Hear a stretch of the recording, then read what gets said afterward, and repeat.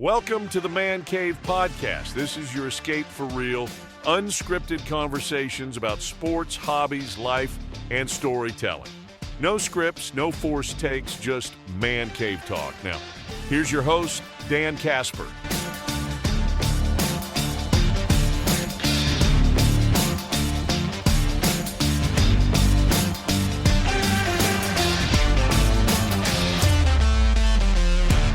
We got Brewers in action tonight, 5:40 first pitch. You can listen to that game right here on the radio dials of 105.1 FM and 790 AM with pregame coverage at about 5:05. And to talk some Brewers with us here this morning is our very good friend, Mr. Hunter Baumgardt, who is Brewers reporter for Fox Sports Radio 920 in Wisconsin. He is also the host of the baseball pregame show and Milwaukee Baseball Tonight. Hunter, how goes it, sir?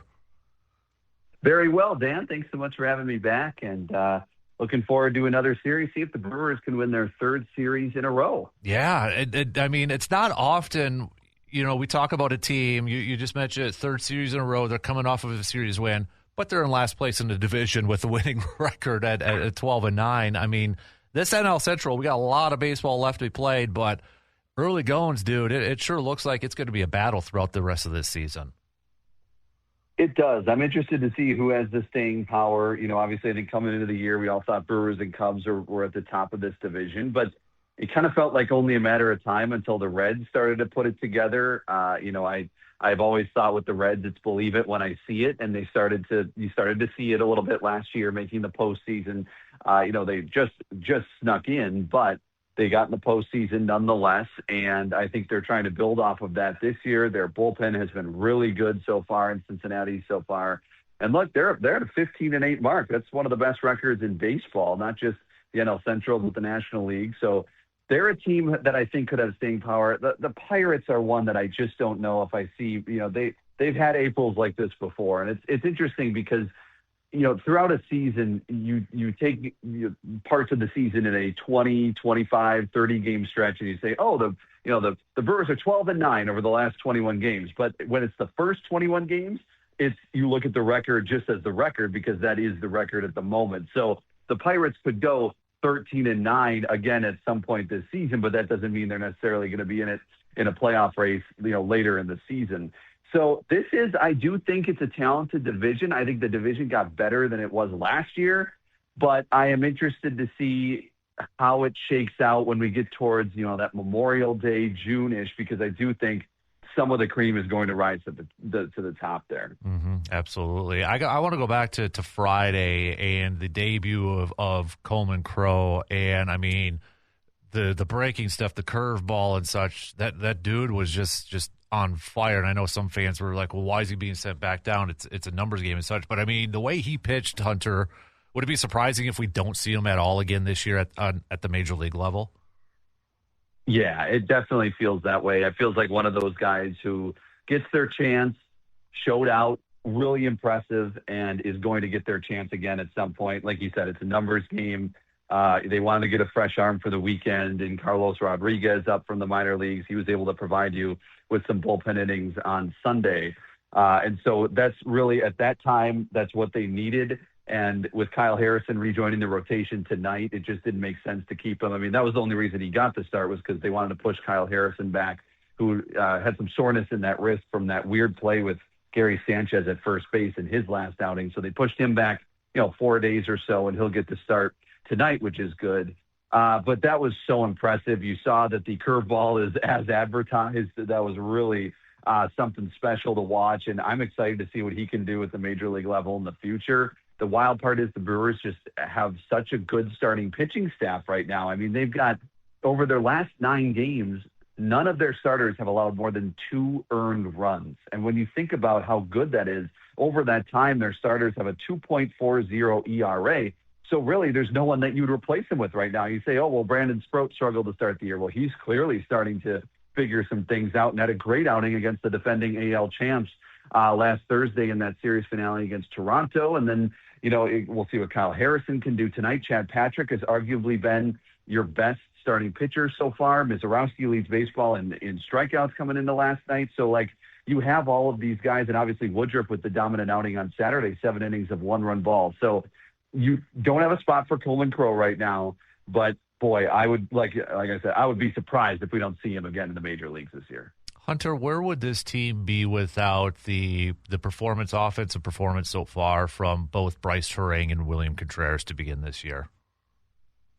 Yeah, I don't think they'd be 12-9, to be honest with you. I think they've look, when you have 3 of your top 5 offensive players out in Chourio, Yelich, and Vaughn, you need the other 2 of those 5 to perform, and not that they have to be making up for Yelich and making up for Chourio, making up for Vaughn.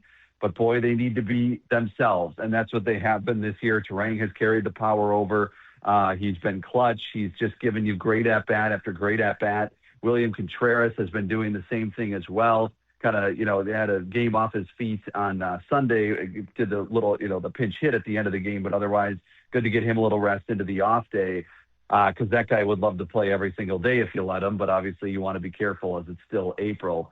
But those 2 have been key to that offense because clearly you're struggling in other parts of that offense, and you're needing your stars to be stars. Basically, I think is the best way to put it. And with those 3 out, they have been so key to why the Brewers are 12-9. And you look at, like I said, the last 9 games of starting pitchers and what they've done, and you say, well, how can they be they're like 4-5 in their last 9 games or something like that, maybe 5-4, something like that. Well, they'll be 4-5 probably because they had the losing streak. So you look at that and you say, well, how could they lose some games, with the starters having a 2.40 ERA? Well, the offense and the bullpen, the bullpen hasn't been as good as it was last year. The offense has been struggling. I mean, just to put it plainly, without Chourio, Vaughn, and Yelich. But boy, Turang and Contreras are keeping this team afloat, and that's what this offense needs to do without their star players. Just keep this team afloat, keep them in ball games, and then finally get those guys back. Hopefully, with Chourio, hopefully early May, and with Vaughn and Yelich, mid to late May. Staying with the offense, I mean, you look at the numbers. This is a team that walks a lot. This is a team that doesn't strike out a lot, and they steal a bunch of bases and such. I got a feeling old school baseball fans have to love what they're seeing here, but they're incredibly aggressive. I mean, not often do you see a team that lays down 3 bunts in a row like we saw last week and such. But I mean, is it just straight up Murphy ball, or is this the type of offense that they have to do because Chourio and Yelich and Vaughn are missing time? Yeah, I think it's a combination of both because I think we've definitely seen it over the last couple of years, this team take on this identity of that type of play, the stolen bases. They led the National League last year in stolen bases, although the number of stolen bases and the success rate went down from the year before. They get rid of Julio Borbón as their first base coach. Borbón goes somewhere else within the organization. They bring in Spencer Allen. Immediately, that stolen base number is going up and the success rate is going up. And I think there is a clear correlation there, and they are being aggressive because that's the way Pat Murphy wants it. I mean, he went into this offseason clearly saying our stolen base numbers weren't good enough in 2025. And you think about that and you say, well, you still led the National League in stolen bases. He's like, yeah, but it's not good enough. And so he brought in Spencer Allen. He's raved about what Spencer Allen has done, and that has made a difference. And that can win you games when you have a situation where you steal second and then you get to third in a wild pitch and then you score. That's a clear run. I think that happened, if I'm not mistaken. Garrett Mitchell might have grounded into an out on Sunday's game when they were down 3-0, but Hamilton had gotten on first and stole second and got third in a wild pitch, and all of a sudden he's home on a ground ball. I mean, that is how they put pressure on teams and how they need to right now. You mentioned the 3 bunts.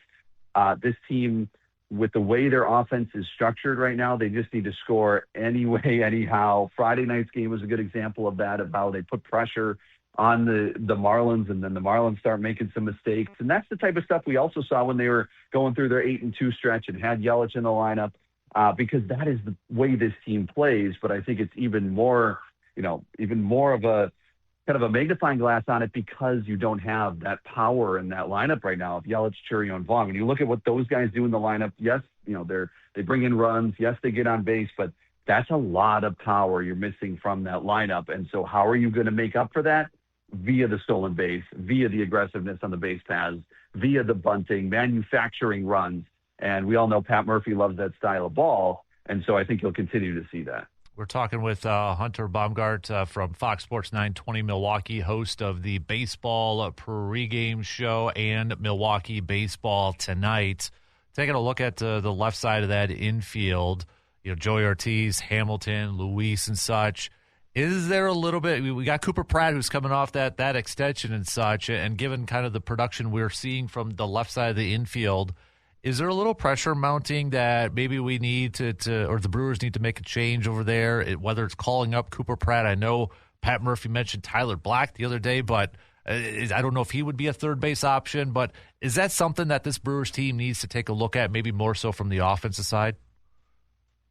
Yeah, it is that offensive side right now that's struggling with Ortiz, with Hamilton. I mean, Hamilton also made the error that kind of prolonged that first inning for Jacob Wizarowski on Sunday afternoon. So that was a blunder on defense. So you wonder, okay, if Hamilton and Ortiz have about the same bat, maybe you put Ortiz in there to save you some runs on defense. Not that Hamilton's bad defensively, but Ortiz is an elite defender and he saves runs, with the best of them. So I think there is some pressure just because, coming into the year, I kind of thought, okay, with Joey Ortiz, the leash is probably, okay, you give him till probably at least Memorial Day, see what he can do on the offensive side.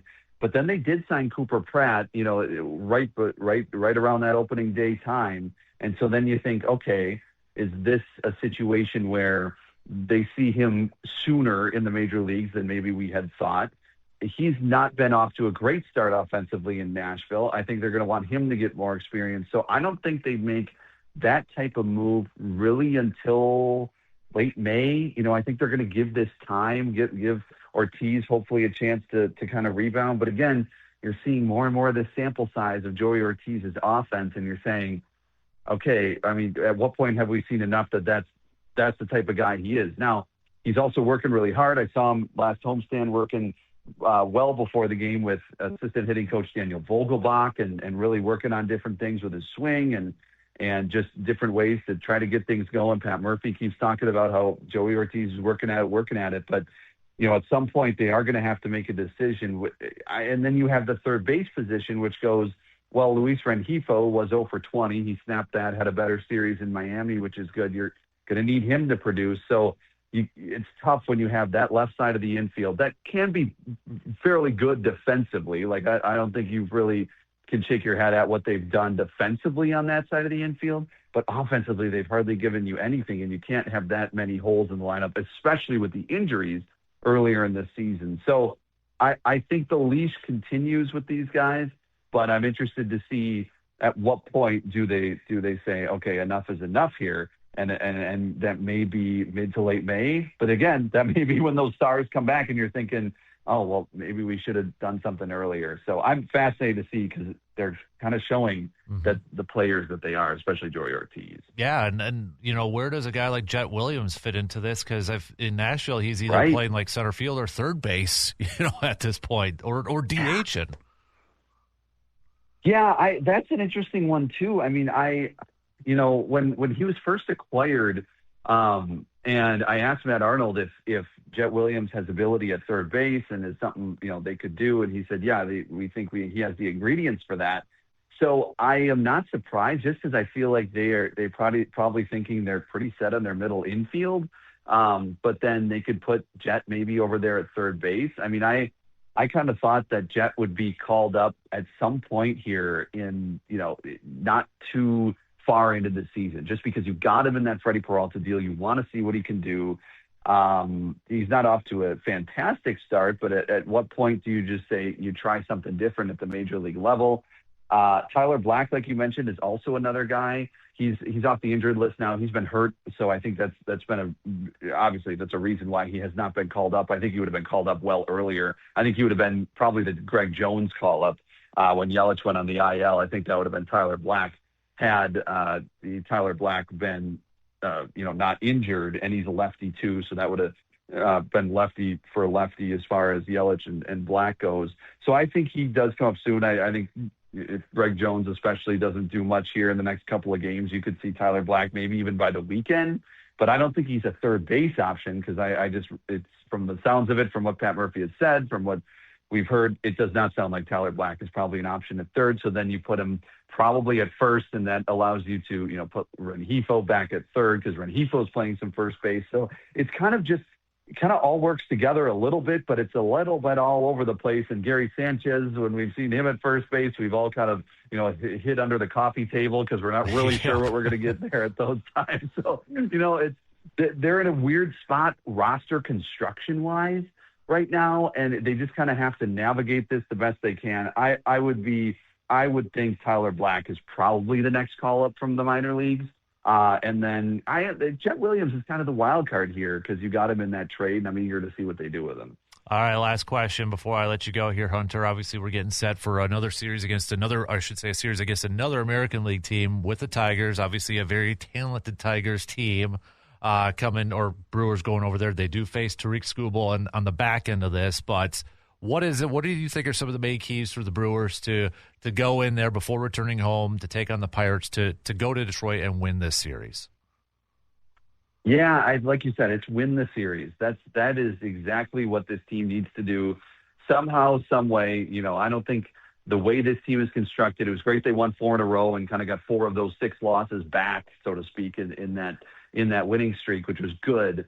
But I don't know if I see this team, the way it's constructed, going on such a winning streak, a big winning streak right now. So I'd say, hey, go and win series. Win your 3rd series in a row, take 2 of 3. And with Skubal on Thursday, you kind of say, okay, you might want to take tonight and tomorrow, and then, take your chances on Thursday and see what happens. But again, this starting rotation keeps you in baseball games. And so if that's going to be the case, then I think you say, all right, you have a chance in every game. If your starters are keeping you in ball games, you're going to have a chance. Yes, is it heartbreaking when your bullpen gives it up late? Like a Friday night, with Angel Serpa, or obviously McGill struggles in the last homestand, but it's not fun when that happens. However, if your starting pitching is doing what they have done in the last 9 games, you're going to have a chance in these games. So I would say look out for the starting pitchers to do what they've been doing, and hopefully you get just a little more production offensively. Sal Frelick is a guy who started to come out of it a little bit in Miami. I have a feeling he's not fully healthy. Just the way he's just kind of his body language. I saw him at first base after one of his hits in Miami, and he's kind of adjusting and remember he left that game against Kansas City a couple weeks ago with the side soreness, and I just feel like he's probably not playing fully healthy. Now, this is a guy that goes all out all the time, so I feel like he's maybe never fully healthy because he's just always, you love the type of player he is, and Pat Murphy's like, that guy's a battler, and I know he's going to come out of this, but obviously he has not been great to start the season. And hopefully that move to the leadoff spot has helped him maybe a little bit mentally, as Pat Murphy has said too, just talking about he's that kind of player that says, okay, Pat Murphy knows that, okay, I'm going to put you in the leadoff spot, just get on base. And that's a really clear message to Frelick, and he usually does well with that. And he's done better since he's been moved to the leadoff spot here in the last few games. So I think a key is him continuing to get better and better here and to continue to get hotter and hotter. I think that's key for this offense. And then the bullpen, Trevor McGill continued what he's done the last 2 outings. Abner Uribe continued to be that guy, probably their closer in that 9th inning right now. So it's that offense and that bullpen, and I think you can look at a series win in Detroit. He's Hunter Baumgardt. You can catch him the baseball pregame show in Milwaukee baseball tonight, Fox Sports 920 in Milwaukee. Dude, appreciate it as always, man. Keep up the fantastic work. You're an awesome follower. Everybody on Twitter, X, make sure you're following Hunter, and on Facebook too. We appreciate your time, man, and enjoy the week until next time we talk to you, bud. Absolutely. Thank you, Dan. Always appreciate it. We'll talk again soon. You got it. There you go. There's Hunter. Good stuff as always, breaking everything down for us when it comes to the Brewers. So we always appreciate Hunter taking some time here and always catching up with us in the Chippewa Valley.